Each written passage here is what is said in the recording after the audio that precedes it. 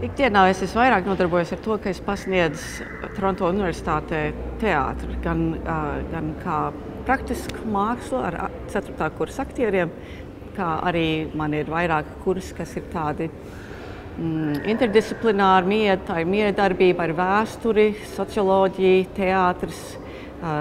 Viena lekcija ir par teātri Toronto, tieši performance Toronto, kur mēs apskatām visu, kas notiek šeit. Tas ir tas galvenais, ar ko es nodarbojos. Tagad, kad skola ir beigusies, es pievēršos savai rakstniecībai.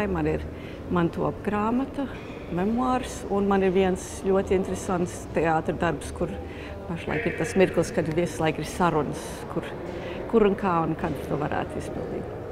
Tas darbs, kas top, tā ieceri ir tāda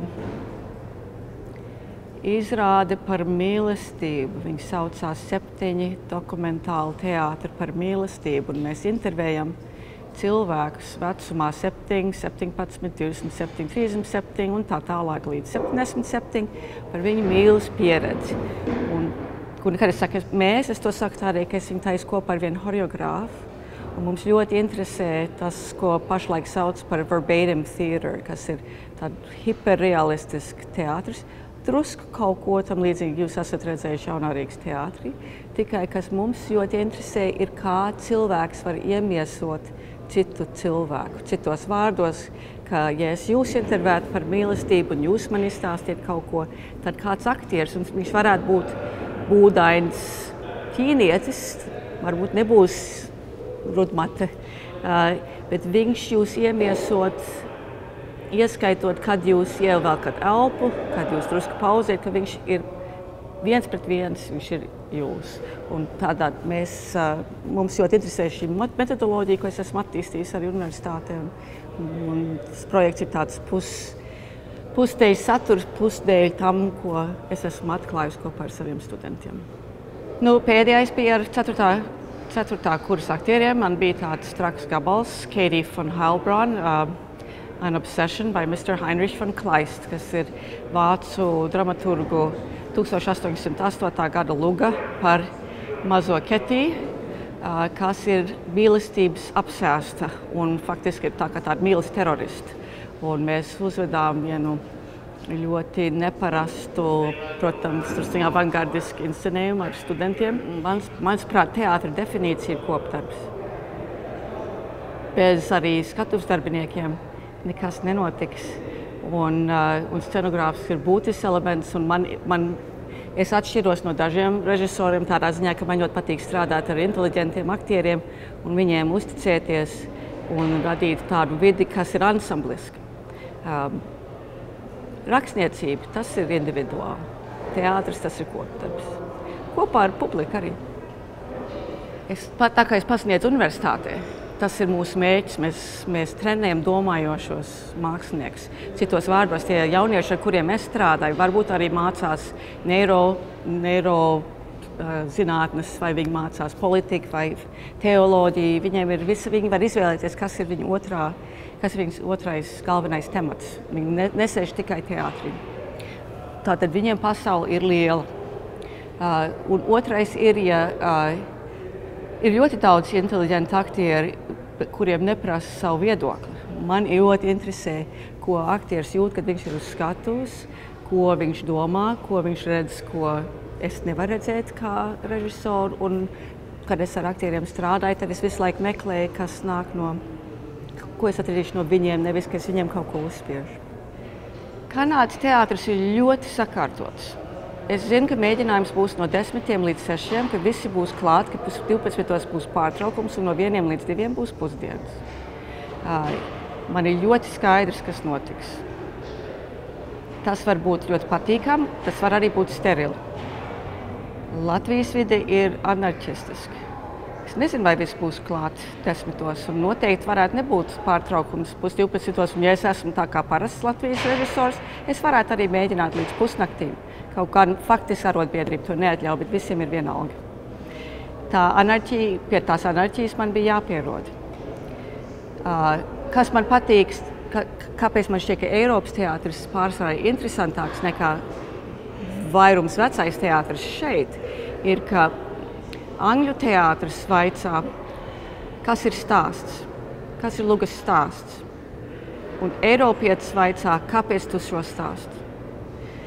Man vairāk patīk vaicāt, kāpēc, un atbildēt, meklēt to atbildi vismaz. Toties es gribu uzsvērt tas, kas man ļoti patīk šeit Toronto, kas vairāk pietrūka Latvijā, ir, ka ir milzīgs uzsvars uz jaunajiem un neatkarīgiem. Ka te notiek tādi eksperimenti, kurus es Latvijā reti pieredzēju, un ir tāda lielāka brīvība, kur jums ir jāsaprot, šajā pilsētā ir vairāk nekā 100 teātra ansambļi. Tas nozīmē, ka mēs nebalstāmies uz 4 lielām ēkām, kā tas ir Rīgā. Vai ne? Un tās ir tāpēc tā atmosfēra pavisam savādāk. Viņa ir daudz slīdošāka, jūs visu laiku sarunājaties ar dažādiem māksliniekiem no dažādām paudzēm. Viss nav tā kā tik ļoti, kā pareizi pateikt, salikts. Nu, ja jūs skatāties manu dzīves stāstu, tad jūs redzēsiet, ka tās tēmas ir mainījušās. Piemēram, pagājušu gadu man ļoti svarīgi bija saprast, kas ir dzīves jēga. Tagad man interesē mīlestība. Nereti man ļoti interesē vēsture, un man interesē, tas ir vairāk rakstnieciski, man interesē joga un viņas loma pasaules notikumos, jo viņai, piemēram, Hitleram bija ļoti liela noslēdz uz jogu, un man šeit joga ir ļoti populāra. Ko tas nozīmē? Man ļoti patīk strādāt ar muzikas teātru, un, teiksim, ja es vairāk domāju par izklaidējošu teātru, tad es strādāju pie tēmām, kas iesaistītu muziku. Es Kanādā esmu, man nesen nosauc par theatrical icon, leģendārā Baņot Rubes dēļ man feministisko teātru. Un es esmu to darījusi arī Latvijā, kaut kā nevienmēr to tik skaidri uztvēru. Es teiktu, ka pašlaik es esmu vairāk vērst uz iekšu. Pirmā mana ļoti slavenā izrāde, ko nesen te jaunieši atjaunoja, bija par to, kad sievietes kļūst vardarbīgas dēļ tā, ka pret viņiem dara vardarbību, kas sit, nošauj bērnu un tā tālāk. Tas nozīmē, ka ir liels uzsvars uz sievietes tiesībām, bet arī, ja ir, jūs ziniet, ka manā paudzē es biju viena no ļoti retām sievietēm, kas ir režisors. Vispār tas ir vēl joprojām reti un ir ārkārtīgi reti kino. Ja es taisu izrādi, piemēram, nesen pat šitā izrāde par Keitiju. Tas teksts ir no agrā 19. gadsimta, visu laiku Keitija ģības, tur viņi ir uz ceļiem un viņi visu laiku lamā. Man nav jāliek viņu uz ceļiem. Es varu izdomāt citu veidu, kā to inscenēt. Vai ja ir gara runa, kur sieviete tikai klausās vienu vīrieti, es droši vien viņu tā neinscenēšu. Es sievieti lieku centrā, un arī es sievieti nepazemošu uz skatuves. To es ļoti daudz esmu redzējis, īpaši Latvijā un daudz arī Kanādā, ka sievietēm ir momentā jāizģērbjas, jāliekās uz ceļiem, visādīgi jāgorās. Tas man ir pretīgi. Tur es domāju, ka mans feministiskums tas ir pareizais vārds, pavisam skaidri iezīmējās. Man ir ļoti daudz darba par stiprām sievietēm, trakām sievietēm. Es varētu pieskaitīt Beņamīnas kundzi, par ko es uztaisīju izrādi šajā jomā. Aspāzijas darbi, kas man ļoti ir uzrunājuši savulaik. Jā, tas ir, kur tas parādās. Teātris ir ļoti konservatīva mākslas joma, salīdzinot, teiksim, ar vizuālām mākslām. Un, lai radītu teātri, vajag naudas. Un, kad ir nauda, tad ir struktūra, kas nevēlas sievieti ielaist.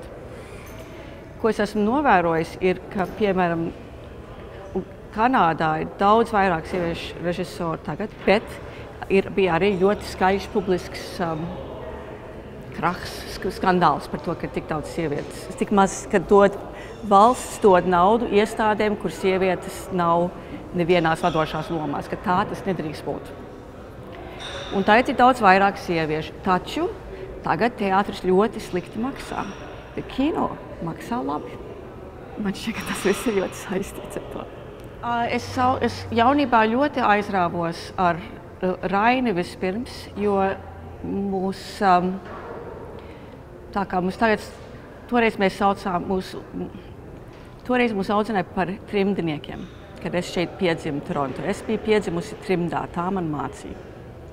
Un es gāju uz latviešu skolu, un latviešu literatūra bija ārkārtīgi garlaicīga. Mums mācīja virzes straumēnus un visādas lietas par laukiem. Paskatieties šeit apkārt. Man par govīm nekas nav skaidrs vēl joprojām. Un tad es uzgāju Raina revolucionāro dzeju no 5. gada un tālās noskaņas silās, tālās un dziļā naktī. Un uguns un nakts un tā tālāk. Un es izdomāju, un es ļoti gribēju dzīvot Latvijā uz kādu laiku. Un tā sanāca, ka pēkšņi es rakstu doktora disertāciju par Raini. Un tā kamēr es to darīju, es arī ļoti nodarbojos ar teātru un atradu Aspāziju. Tagad es daudz vairāk mīlu Aspāziju nekā es mīlu Raini. Un vispār man ļoti traucē, kā Aspāzija tiek sumināta Latvijā. Es domāju, ka tas ir baigi garām. Jo kā var atļauties par viņu nerunāt solo? Katru reizi, kad saka Aspāzija, kaut kāds saka Rainis. Kāpēc? Viņa bija liela māksliniece pirms viņš vispār parādās. Viņa un Eiropā bija tikai Itālijā bija sieviete dramaturģi, kas bija tikpat slavena kā Aspāzija.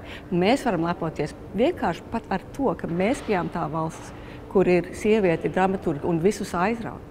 Bet nē, viņas tēls tiek parādīts pavisam savādāk. Tāpēc es pašlaik priecājos, ka es neesmu Rīgā. Dīvainā kārtā man ļoti interesē viņas lugas, kas ir tā kā ibsenisks, kas ir tieši par sievietes tiesībām. Un man šķiet, viņai ir viena luga par sievieti studentu, kas nevar samaksāt rēķinus bez tā, ka viņa padodās, ka viņa pamatā ir tā kā prostitūta. Man šķiet, ka šī tēma varētu būt vēl tik aktuāla. Viņai ir arī man arī ļoti uzrunā viņas dzeja, kas ir viņas gan tas, kā viņa nodarbojas ar novecošanu, un gan viņas tekstos man ļoti interesē cīņa ar aizliegto erotiku. Visas tās 3 tēmas, es domāju, vēl ir ļoti svarīgas.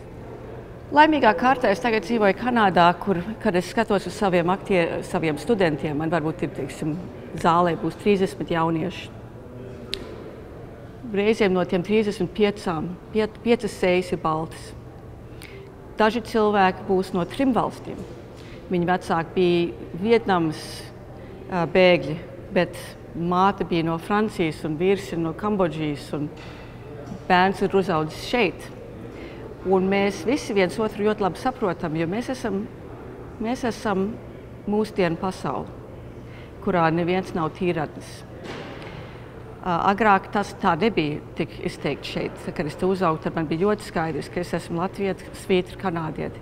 Tagad es vispārīgi vairs sevi negribu definēt šādā veidā. Es varētu teikt, man ir es esmu eiropiešu izcelsmes. Bet tas, ka es esmu trimdniece, tas man ir ļoti smagi iezīmējis manā dzīvē. Tas man lika lielu daļu savu dzīvi veltīt Latvijai. Nevis kaut kādām saftīgām, vienkāršām interesēm. Tas man ir uzaudzinājis ar draudu sajūtu visu mūžu, ka es zinu, ka cilvēki var pēkšņi var būt karš, viss var mainīties. Un šī cīņa ar to, ka cilvēks ir ārpusē. Jūs zināt, ka ir tā doma, ka mākslinieks tik un tā visu laiku ir trimdā. Tā definīcija, tā kā tas mierina.